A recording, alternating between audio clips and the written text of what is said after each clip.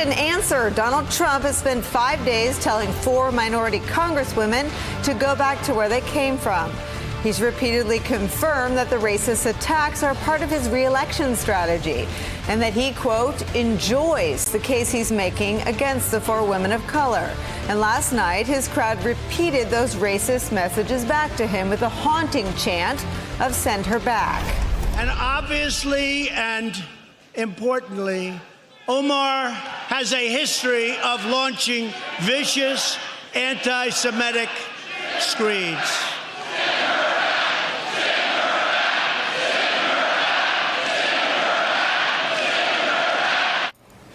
Trump there clearly pleased by the crowd's reaction. And even today, he's still praising their energy and enthusiasm last night. But by late today, reports in the New York Times and Washington Post surfaced saying that Republicans who have embraced the attacks on the 4 congresswomen, keep in mind 187 House Republicans voted this week to stand with Trump on his racist smear. Well, they got a little wobbly on the full racist thing. The Washington Post reporting, quote, House Republicans questioned Vice President Pence about the episode in a private meeting and asked Trump to distance himself from the racially charged rhetoric. New York Times adds, quote, Republicans pleaded privately with the White House on Thursday to avoid allowing the party to be tied to the message embraced by the crowd in Greenville, North Carolina, even as they declined to criticize Mr. Trump. That may have something to do with Trump's half-hearted half attempt at a half step backwards. Trump, asked about the "send her back" chants today in the Oval Office, responded, quote, I was not happy with it. I disagree with it.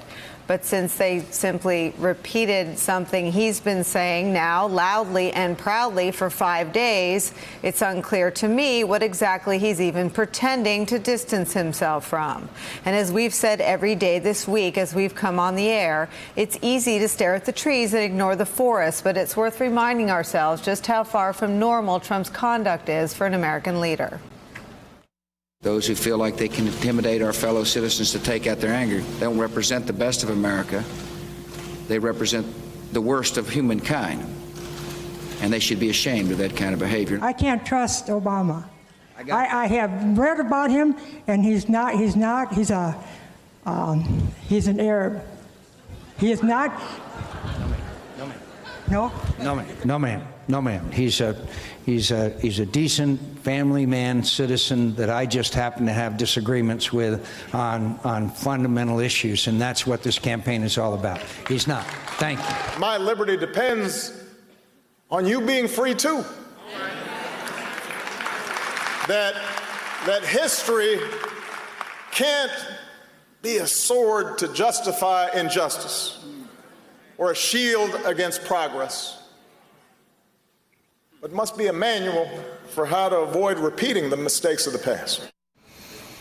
That is where we start today with some of our favorite reporters and friends. White House Bureau Chief for the Washington Post, Phil Rucker's back. Former Democratic Congresswoman Donna Edwards is here with us at the table.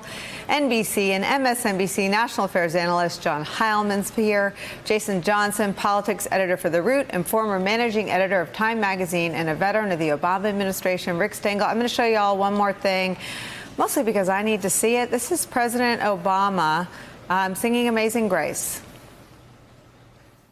Amazing grace, how sweet the sound that saved a wretch like me. Jason Johnson, I played that and I showed those other presidents because I think Trump benefits when we cover the news in front of us. I think he benefits when we cover the news of the day. But I think what we are watching is the destruction of the office of the American presidency. I agree, Nicolle, and I was there because that was my friend Clem's funeral, who was murdered by Dylann Roof. So on a personal level, and I've always said this about the president and his behavior, this leads to violence because that's where all of this eventually goes. He's turned the presidency not into an office to defend the American people, not into an office to sort of spread American ideals, but into an office to abuse and oppress and elicit violence, both state and vigilante violence against people who live here. We will see more funerals like what we saw with Clem Pinckney if Donald Trump continues. We will see more members of Congress threatened. We've had 2 members of Congress shot in the last 10 years, 1 Republican, 1 Democrat. That's the end result. That is the future that he is bringing us. And what deeply concerns me, we were sort of talking about this in the makeup room, I don't think we're going to be okay. I don't think we're going to be okay, because I don't think that the Republican Party recognizes that this is not just about winning and losing.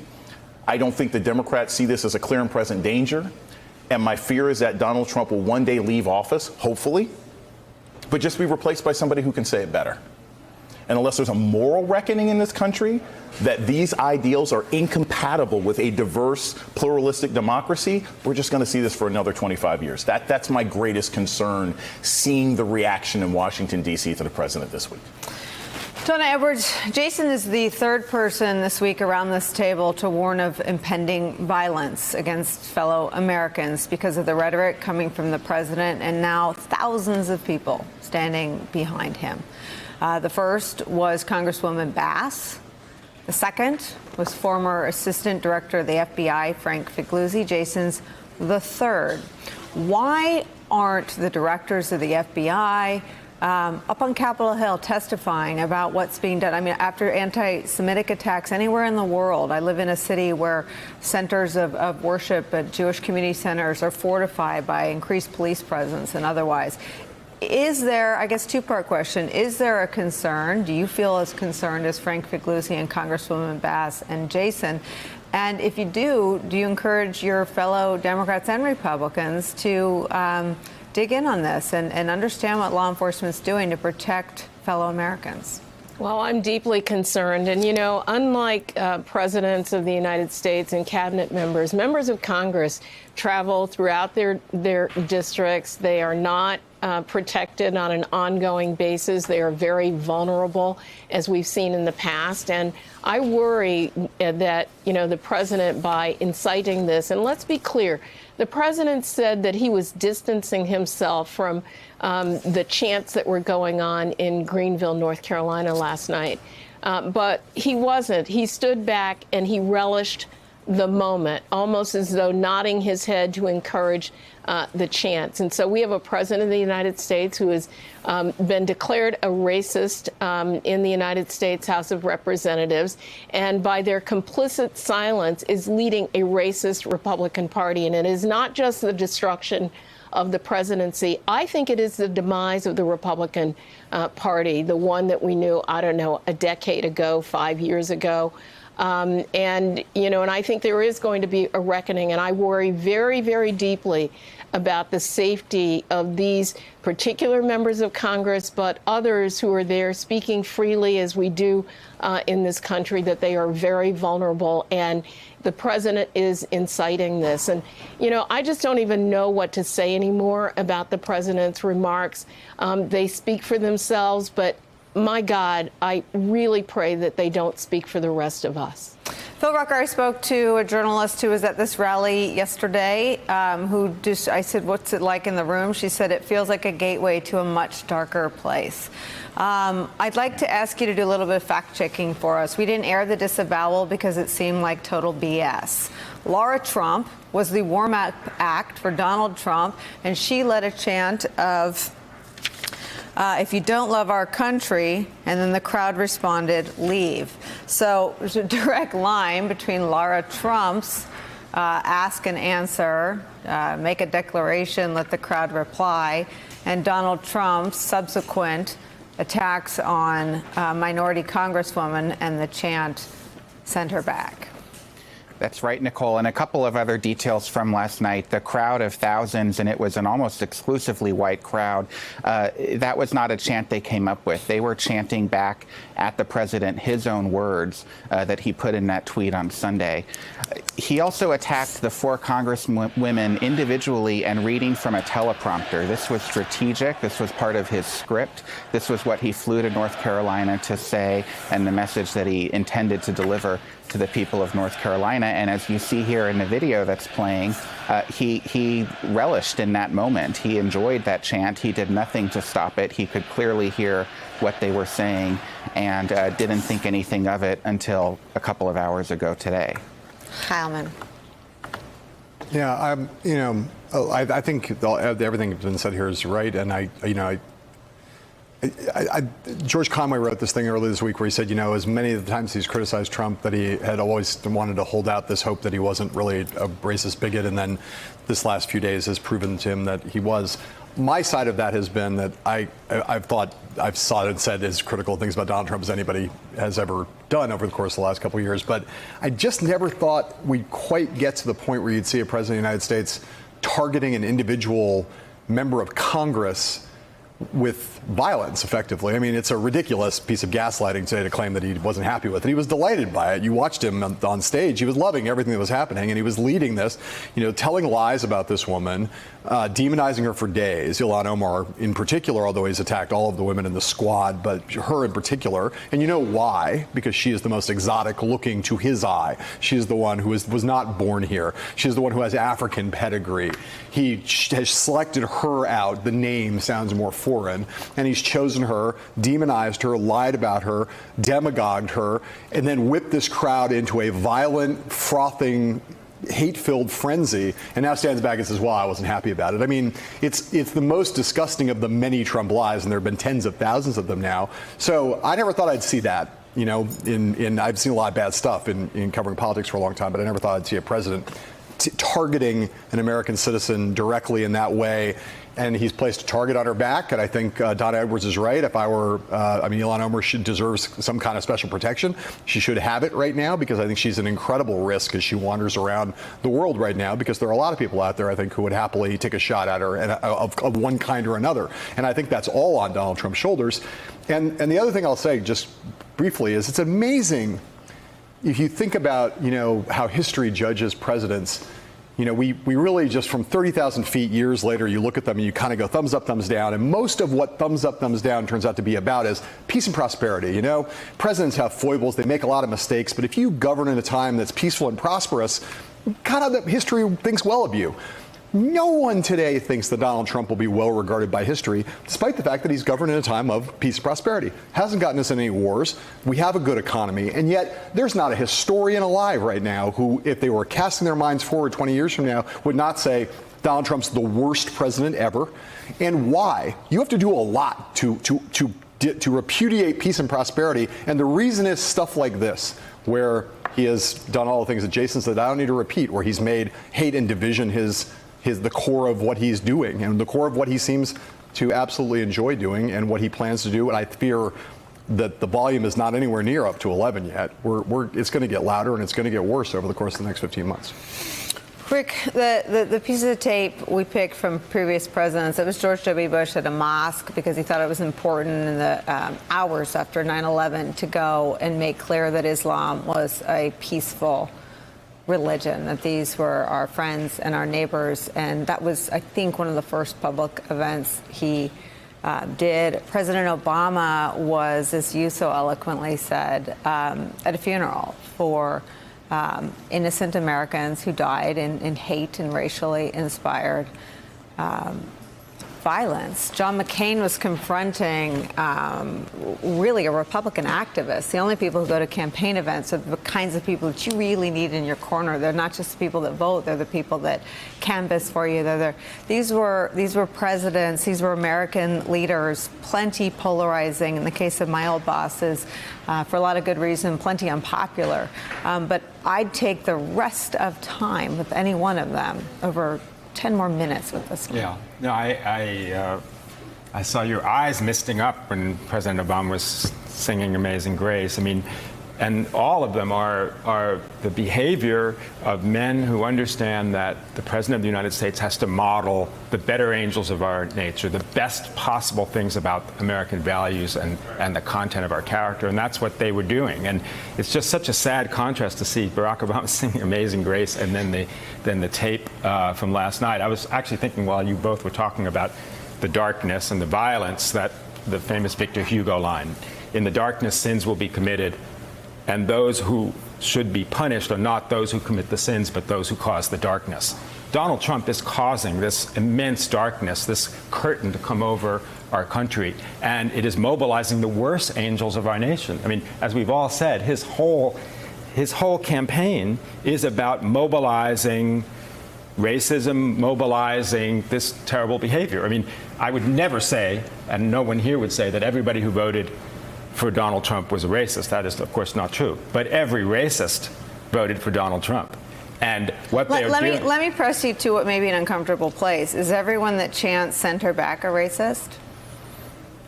Can we see their faces again? Can I see the faces? Can I see that again? Can you turn it up? Is she racist, Rick? So, you know what that made me think of, and I'm dating myself a little bit, but I go back to the Nixon in '68 and Nixon in '72, where you had the Republican Party and the President of the United States demonizing everyone who is a Democrat by saying that they were not patriotic. I mean, part of the problem of our politics is, as you guys know, the Republican Party kind of hijacked patriotism for itself. And remember, running against George McGovern, right? George McGovern was a fighter pilot in World War II. He won the Distinguished Flying Cross, and yet Nixon made him seem like someone who was unpatriotic, who didn't love America, and that anybody who would support the Democratic candidate didn't love America, and you should leave it. I respect your right to not answer that question, but if your lips are moving with the word "send her back," I call you a racist. Not only is that woman racist, not only is everyone chanting they're racist, at this particular point, and I've always said this before, you've heard me say this, Nicolle, I don't care if the president's racist or not, it is the policies and the things that you promote. And at this particular point, everyone who votes for Donald Trump is okay with a racist president. So I don't care if you're racist in your personal life. That means you're comfortable with racism being an integral part of any policy that this person creates. If you support him in any shape or form, you are supporting racism. And if you're supporting racism, you're supporting his white nationalism, which is the antithesis of how this country operates. We have to call a thing a thing. It's not about hurt feelings. It's not about what's in somebody's heart. It's about how it's manifesting and how our policies operate. And that's the danger here. And I think this is also key when we talk about who these women are. It's not just for women of color, right? They're from the heartland. This is somebody from Minnesota, somebody from Michigan. This is from working class parts of New York. He attacked the heartland of this country. They represent millions of people. And he said, your representatives and therefore your government, just like he talks about our judges and everything else like that, don't matter if I don't like them. And that's the danger. Just on this one point, which I think is kind of, it's amazing like a small hair-splitting thing. And there's no world in which, having said what I just said, I'm forgiving. I'm in any way trying to make Donald Trump forgive what he said. But it's interesting to me that the way the crowd, and this gets directly to your point, his ostensible point is America, love it or leave it, right? Which is what Republican presidents and others said about Vietnam protesters, and it's got a long history. Not all racial, mostly about protest and about dissent and about trying to compel a kind of mindless nationalism, not patriotism, but nationalism. The crowd has adopted a different chant. It's not America, love it or leave it in that crowd. It's send her back. And as ugly as love it or leave it aimed at these four women is, uglier and apparently organic in this crowd, send her back is expel her from the country. Get her out of here, make her leave, deport her. So to your point, yeah, racist, of course it's racist. To stand there in a crowd and go be further worse than Donald Trump on this issue, not merely say you'll either love the country or get out of here, but to say that woman must go. Yeah, that's like I think you can't avoid the fact that someone who stands in a rally like that and chants that about Ilhan Omar has hate in their heart and is racist to the core. Phil Rucker, what's the plan for tomorrow for this White House?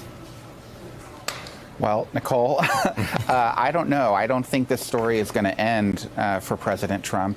And there are a couple other things at that rally, too, that were really striking. There were children there. These were not just adult supporters of the president, but people brought their sons and their daughters of various ages to see the president of the United States. And what they came away with was feeling like it was okay to chant things like that because the president allowed it and encouraged it.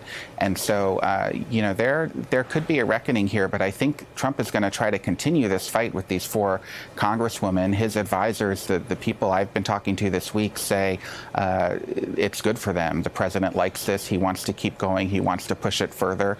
And as someone was saying earlier, we're not at volume level 11. I don't even think we're at volume level 8. I think this could get a lot uglier between now and November of 2020. Does Ivanka still work there, Phil? She is still the president's daughter and senior advisor, and it's funny, you know, she's been silent throughout all of this all week, and now we're starting to see the anonymous leaks in some newspapers that she had counseled her father to distance himself from the chants rather at the rally. So we'll see, but we have seen nothing public from her.